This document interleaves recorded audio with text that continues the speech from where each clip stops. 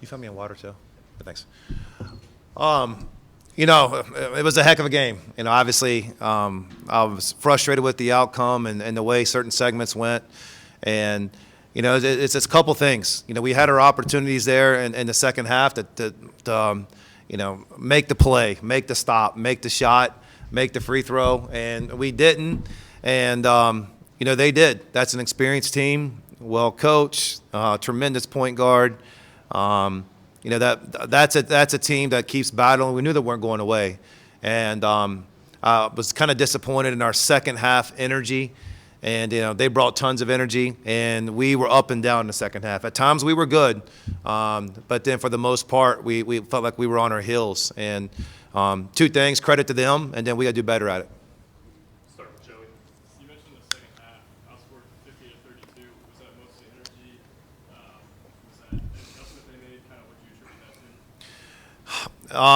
They did the same thing they did, in a lot of games. In the second half, when they're down, they go Ziegler in a high ball screen, and he's great in space, he's great in decision making, and we tried multiple things to be able to stop him, and we couldn't come up with it. We tried some zone, we tried some different things, and Lanier hit a big shot in the zone. Our zone, we were hoping could hold us together, and he hit a big one. So.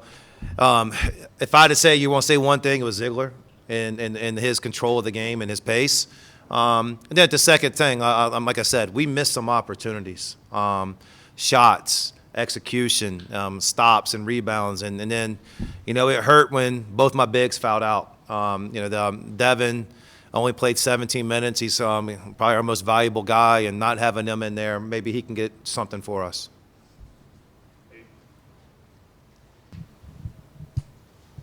Obviously, closer game than the Oklahoma loss, but similar, you come out strong in the first half and then fade away in the second half. What is it about playing on the second half in a road that is such a challenge for you guys? Well, and I mean, the Oklahoma one I think was an anomaly. I don't think that's us. That was a one-time thing this year.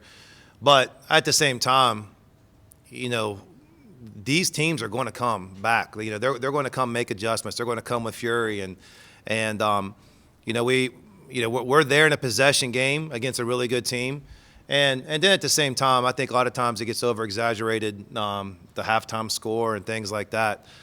We got to be winning by one at the end, and that's what we're not doing a couple times. But then at the same time, I can say this: we have done it in games. We've done it in Kentucky, we've done it in Texas, we've done it in some games, but.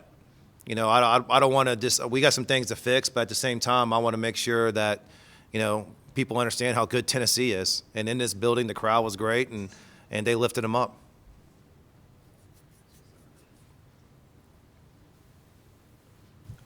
Are we? You saw significantly more fouls called right at the start of the second half. Are you seeing more fouls called in the second half of college basketball this season? And is that an adjustment, or was just an anomaly on that? It's going to take me a while to probably think about it, and I'm not dodging your question. I could just say for anybody, you always want consistency, and just let it be the way it is from the first minute to the last minute.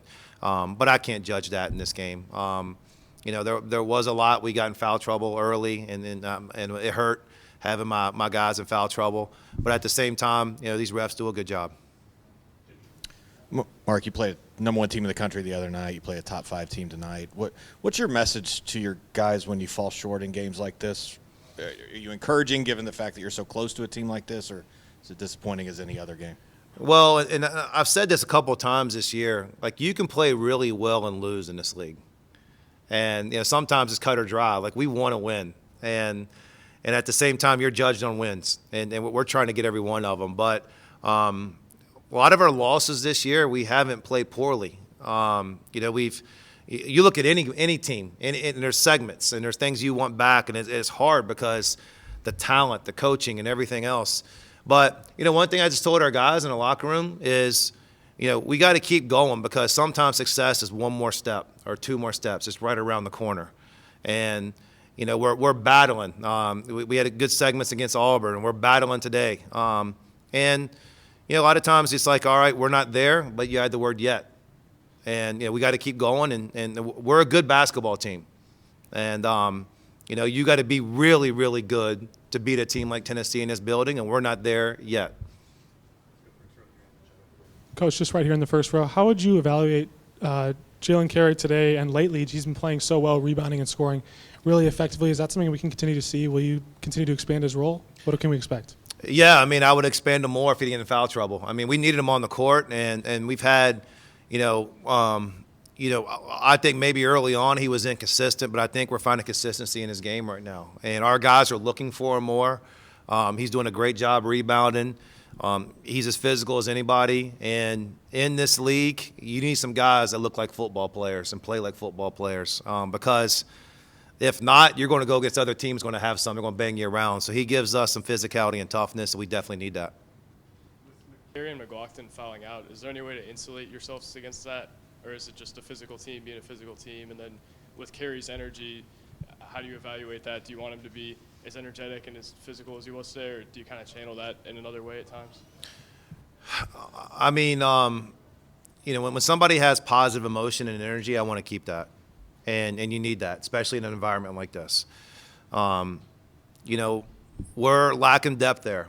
One of the guys I thought was going to be a contributor on this team hasn't played a minute. He's been out for the entire year, and he was another guy who gives us size and a good player. And we're undersized, but we're fighters. And Jalen Carey, he fights, he competes, and I'm not going to take that away from him. If I had another big, I would have loved to be able to have him. But we're good. We'll take the guys we got, and we'll go in, we'll compete.